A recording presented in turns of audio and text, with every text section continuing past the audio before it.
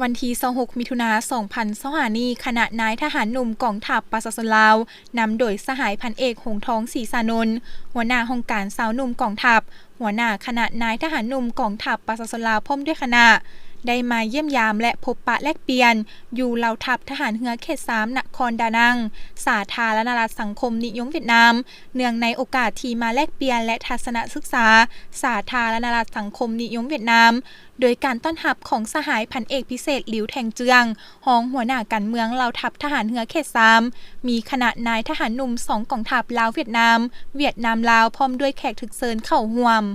สหายพันเอกพิเศษหลิวแทงเจืองรองหัวหน้าการเมืองเหล่าทัพทหารเรือเขต3ได้กล่าวแสดงความต้อนรับอันอบอุ่นต่อคณะนายทหารหนุ่มกองทัพปสสลาวที่เดินทางมาเยี่ยมยามและทัศนศึกษาในครั้งนี้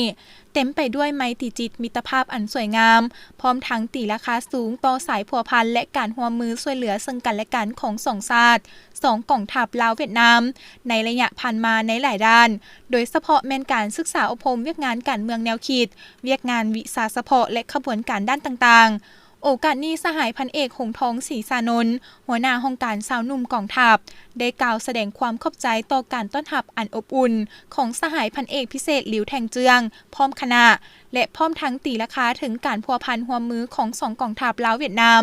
ในแต่ละขงเขตเวียกงานสาวหนุ่มในระยะผ่านมาและอนาคตต่อหน้าแมนยิงจะได้รับการเสริมขยายการร่วมมือกันอย่างใกล้ชิดและแน่นแฟ้น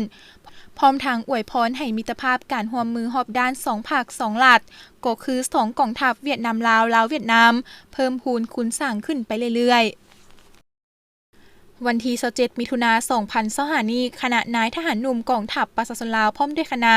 ได้เยี่ยมยามและพบปะแลกเปลี่ยนอยู่กองพลน้อย575ทหารเขต5สาธารณรัฐสังคมนิยมเวียดนามเนื่องในโอกาสที่มาแลกเปลี่ยนและทัศนศึกษาอยู่ที่นครดานังสาธารณรัฐสังคมนิยมเวียดนาม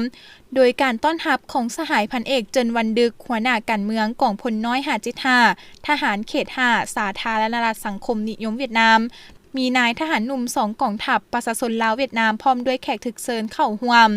สหายพันเอกเจินวันดึกได้แสดงความต้อนรับอันอบอุ่นต่อคณะนายทหารหนุ่มกองทัพปสสลาวที่เดินทางมาเยี่ยมยามและทัศนศึกษาในครั้งนี้เต็มไปด้วยไมตรีจิตมิตรภาพอันสวยงามพร้อมทั้งตีราคาสูงต่อสายพัวพันและการร่วมมือช่วยเหลือซึ่งกันและกันของ2ชาติ2กองทัพลาวเวียดนามในระยะผ่านมาในหลายด้านโดยเฉพาะแม่นการศึกษาอบรมการเมืองนำพาแนวคิดเวียกงานวิชาเฉพาะและขบวนการด้านต่างๆในโอกาสนี้คณะนายทหารหนุ่ม2กองทัพปสสลาวเวียดนามยังได้ร่วมกิจกรรมฟ้อนมิตรภาพลาวเวียดนามและเยี่ยมชมอุปกรณ์การสื่อสารของกองพลน้อย575ทหารเขต5สาธารณรัฐสังคมนิยมเวียดนามยังเป็นขบวนปลุกฟื้นตื่มอีก